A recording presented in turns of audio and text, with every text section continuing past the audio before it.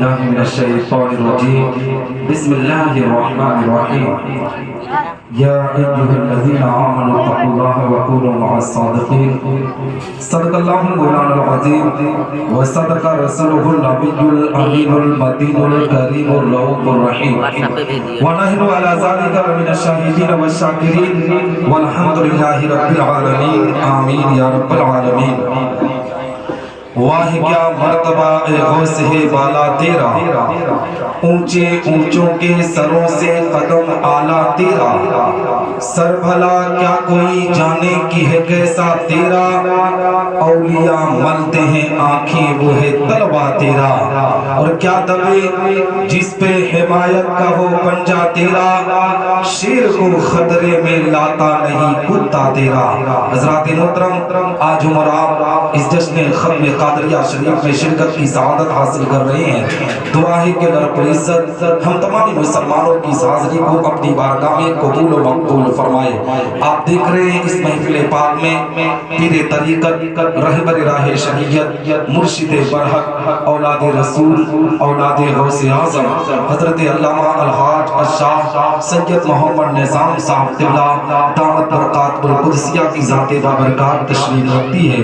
انہی کے بغل میں خلیفہ حضور اسرف الملت جناب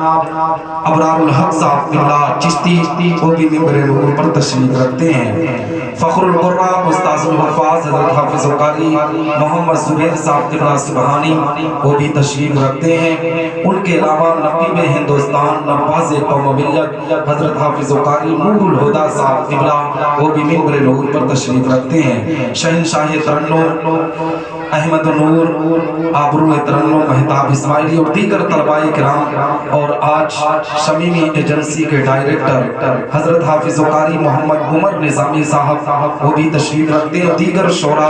اور حفاظ کرام اور قرآن کرام تشریف رکھتے ہیں آپ حضرات ان علماء کرام کے نورانی چہرے کی زیارت کریں اور کچھ فقیر کی تھوڑی دیر گفتگو سماعت کریں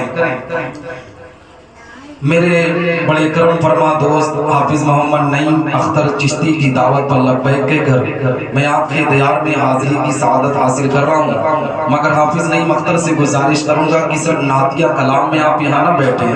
تقریر جب ہو تب بھی آپ کو یہاں بیٹھنا چاہیے سننا چاہیے آپ کے مہمان ہر کوئی ہیں ہے نا جی تو حضرات محترم آئیے کچھ عرض و معروف سے پیشتر ہم اور آپ اپنی اور ساری کائنات کی مرکز عقیدت حضور رحمت للعالمین شفیع المذنبین رسول گرامی وقار ہم غریبوں کے غم گسار مدنی سرکار دونوں عالم کے مالک و مختار آقا کریم صلی اللہ علیہ وسلم کی بارگاہ پر انوار میں درود و سلام کا نذرانِ عقیدت پیش کریں اور بابا سے بلند پڑھیں اللہم صلی اللہ سیدنا مولانا محمد وآلہ وسلم صلاۃ و سلام علیک یا رسول اللہ صلی اللہ تعالی علیہ وسلم حضرات محترم خلیفہ حضور اسرف ملت علی جناب ماسٹر ابرار الحق صاحب قبلہ چشتی اور ان کے صاحبزادے حافظ نعیم اختر صاحب چشتی ہر سال اسی طریقے سے سرکار غوث اعظم رضی اللہ تعالیٰ عنہ کے نام سے ختم قادریہ شریف کا پروگرام رکھتے ہیں اور یہی وجہ ہے مسلمانوں کہ سرکار غوث اعظم رضی اللہ تعالیٰ عنہ کے صدقے اللہ ان کے گھر میں رحمتوں کی برسات عطا کر رہا ہے برکتوں کی برسات عطا کر رہا ہے آج بہت سے مسلمان پریشان ہیں کہ عالی جناب ماسٹر ابرار الحق صاحب کے پاس پیسہ کہاں سے آتا ہے حافظ نعیم اختر کے پاس روپیہ کہاں سے آتا ہے آخر اتنی بڑی محفل کا انعقاد کہاں سے کرتے ہیں اتنی اچھی محفل کو کہاں سے رچاتے بساتے ہیں میں دعوے کے ساتھ کہتا ہوں جو مسلمان خاندان اہل بیت سے محبت کرتا ہے کسی اولاد رسول کو اپنے گھر پر بلاتا ہے تو رب تبارک و تعالی اولاد رسول کے صدقے طفیل میں سرکار غوث اعظم کا فیضان مجھ پر جاری کیا کرتا ہے اس کے گھر میں رحمتوں کی برسات عطا کیا کرتا ہے اور دعوے کے ساتھ کہتا ہوں کہ جو خاندان اہل بیت سے محبت کرتا ہے اللہ اس پر رحمتوں کی برسات عطا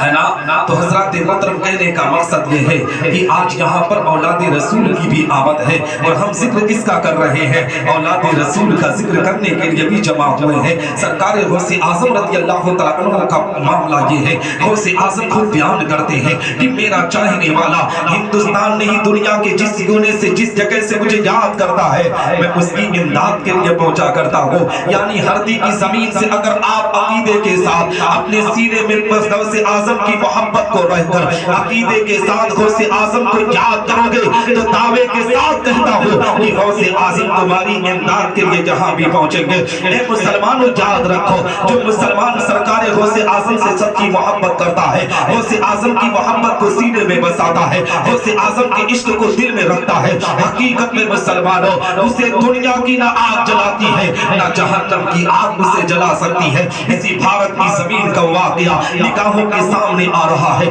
کسی بھارت کی زمین پر ایک غیر مسلم تھا ایک ہندو مذہب سے تعلق رکھنے والا تھا. وہ سرکار غوث اعظم کی فضیلتوں کو سنا کرتا تھا اپنے گاؤں کے لوگوں سے سنا کرتا تھا کہ جو غوث اعظم سے محبت کرتا ہے غوث اعظم اس کی مدد کیا کرتے ہیں. حقیقت میں 11ویں شریف کا جب پیارا مہینہ آتا تو وہ غیر مسلم بھی سرکار غوث اعظم کی محبت میں ڈوب کر غوث اعظم کی نیاز و فاتحہ دلایا کرتا تھا. اور جانتے ہو مسلمانوں جب اس کا انتقال ہوا ہونے کے بعد جب اس کو لے جا کر اس کے دھرم کے لوگ چیتا پر لٹائے آگ لگانے کی کوشش کر رہے ہیں مگر اس کے جسم کو آگ لگنے کا نام نہیں لے رہی ہے. کیمیکل کو لایا گیا اس سے بھی آگ لگنے کا نام نہیں لے رہی ہے. ان لوگوں نے اس کو دریا میں پھینک دیا. اس وقت کے قطب کے خیال میں خواب میں سرکار غوث اعظم تشریف لاتے ہیں اور کہتے ہیں کہ فلاں سون آپ جس شخص کے جنازے کو لے جا کر لوگ چتا پر جلانے کی کوشش کر رہے تھے اس کی لاش جلی نہیں اس کو دریا میں پھینک دیا گیا ہے.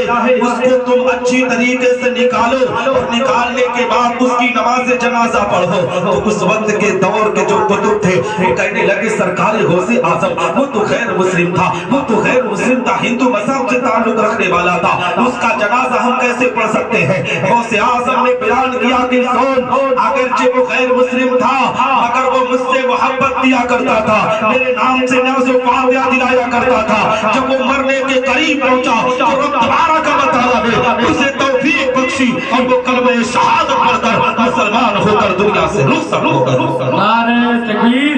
نعرہ رسالت عظمت غوث اعظم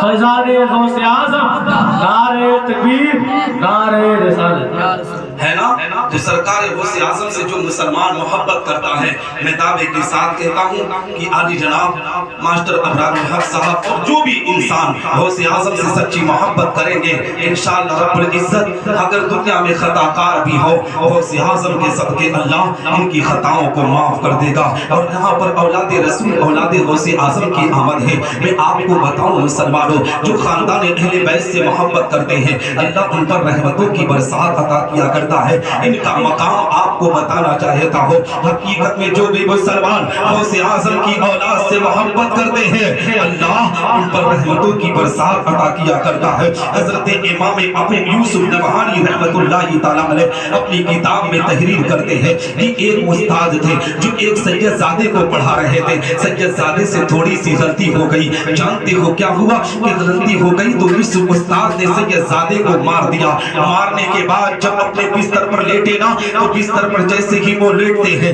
خواب میں پیغمبر اسلام آقا کریم صلی اللہ علیہ وسلم تشریف لاتے ہیں. یہ استاد ان کی زیارت کرتے ہیں مگر نبی اپنے چہرے کو پھیر لیتے ہیں. اس عالم دین نے کہا تھا سرکار آپ رخ انور کو کیوں پھیر رہے ہیں آپ رخ زیبا کو کیوں پھیر رہے ہیں. تو جانتے ہو مسلمانوں نبی نے ارشاد فرمایا تھا کہ آج تم نے مجھے تکلیف دی آج تم نے مجھے مارا ہے. اس عالم دین نے کہا تھا سرکار میں نے آپ کو کب مارا ہے. سرکار دو عالم صلی اللہ علیہ وسلم نے ارشاد فرمایا کہ آج تو نے میرے خاندان کے ایک فرد کو مارا گویا تو نے پیغمبر اسلام کو مارا. تو اے مسلمانوں پتا چلا کہ اولاد رسول کا احترام کیا جائے ان کی عزت و تکریم کیا جائے. ان کے بارے میں نبی ارشاد فرماتے ہیں کہ اگر کوئی محفل ہو اس محفل میں اگر کوئی سید زادے ہو علماء آئے تو ان کا استقبال کرو نہ کرو مگر اگر کوئی خاندان اہل بیت ایک کا فرد آ جائے ان کا کھڑے ہو کر استقبال کیا جائے, ان کا ویلکم کیا جائے انشاءاللہ رب العزت. اگر ہم اولاد رسول اولاد غوث اعظم کی عقیدت کو سینے میں رکھیں گے, رب کائنات ہماری خطاؤں کو معاف فرما کر ہم پر رحمتوں کی برسات عطا.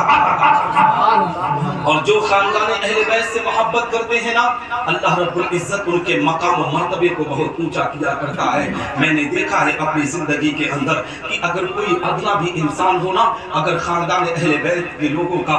صرف اور صرف اس کے دامن سے وابستہ ہو جائے, رب تبارک و تعالیٰ ان پر رحمتوں کی برسات عطا کیا کرتا ہے. اور سرزمین ہردی میں تو آئے دن کوئی نہ کوئی اولاد رسول آتے ہی رہتے ہیں, اور اولاد رسول اولاد غوث اعظم کی نسبت ہی سے اپنے آپ کو اگر جوڑ لیا جائے تو کل قیامت کے دن پیغمبر اسلام آقا کریم صلی اللہ علیہ وسلم اپنے خاندان اپنے بیٹے کے صدقے ہم اور آپ کی شفاعت بھی کریں گے, ہم اور آپ پر ایک مسلمانوں رب کائنات رحمتوں کی برسات بھی عطا کرے گا. آؤ میں آپ کو بتاتا چلوں ان کا مقام و مرتبہ کتنا اونچا ہے, ان کا مقام اتنا اونچا ہے, اتنا اونچا ہے کہ اے مسلمانوں حضرت عمر بن خطاب رضی اللہ تعالیٰ عنہ نے جو خلیفۃ المسلمین ہے, اے مسلمانوں 22.5 لاکھ مربع میل کلومیٹر کی دوری میں جن کی حکومت ہوا کرتی تھی, وہ حسنین کریمین سے جانتے ہو کیا کہتے ہیں, کہتے ہیں نماز رسول اللہ رب العزت نے ہمارے سر میں اگر بال بھی عطا کیا ہے یہ آپ ہی کا صدقہ ہے. اے مسلمانوں ان کا احترام جب عمر بن خطاب کر رہے ہیں تو ہم اور آپ کی اوقات کیا ہے, ہم اور آپ کی حیثیت کیا ہے, اور جس اعلیٰ حضرت عظیم البرکت کے مسلک سے ہم تعلق رکھنے کی بات کرتے ہیں, اعلیٰ حضرت عظیم البرکت نے سادات کا کس طریقے سے احترام کیا ہے, سادات کے مقام کو کس طریقے سے بلند و بالا کیا ہے. اعلیٰ حضرت عظیم البرکت نے انہی سادات کو دیکھ کر کہا تھا کہ یا رسول اللہ تیری نسل پاک میں ہے بچہ بچہ نور کا, تو ہے عین نور تیرا سب گھرانہ ہے نا.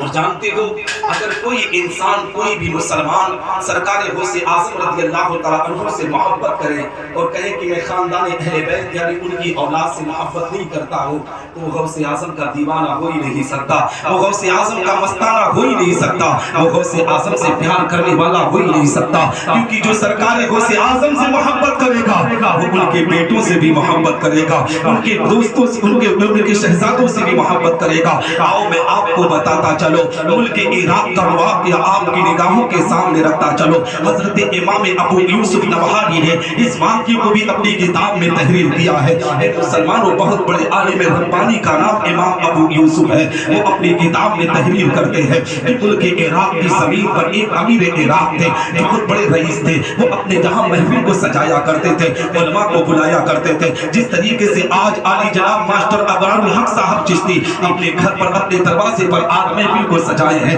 اسی طریقے سے رئیس عراق کا بھی یہی معاملہ تھا. اپنے گھر پر وہ اپنے آپ میں نبی کی میلاد کو سجاتے تھے, بڑے بڑے علماء تشریف لایا کرتے تھے, عالم ربانی وقت کے آیا کرتے تھے ان کے گھر پر. اور ان کے جہاں کا یہ معاملہ تھا کہ کتنا بھی بڑے عالم آئے تو وہ فرش پر بیٹھا کرتے تھے. اگر کوئی سید زادے آ جاتے تھے, اولاد رسول آ جاتے تھے, تو انہیں سب سے اونچے مقام پر بٹھایا جاتا تھا. ایک مرتبہ کا واقعہ ہے, علماء کی محفل کو انہوں نے بلایا, علماء کی ٹیم کو اپنے گھر پر بلایا, مگر کوئی سید زادوں میں کوئی ایسا معتبر سید زادے جس طریقے سے جو عالم دین ہوتے وہ نہیں مل رہے تھے. وہ جانتے ہو ایک جاہل طبقاتے تھے, یعنی پڑھے لکھے نہیں تھے, بالکل جاہل تھے. وہ سید زادے جب ان کی محفل میں پہنچے نا, جب رئیس عراق کو پتا چلا کہ سید زادے ہمارے گھر تشریف لائے ہیں, تو اس جاہل سید زادے کو جو پڑھے لکھے نہیں تھے ان کو لے جا کر سب سے اونچے مقام پر بٹھا دیا. جانتے ہو اس وقت کے بہت بڑے عالم دین تھے, وہ اس سے ناراض ہو گئے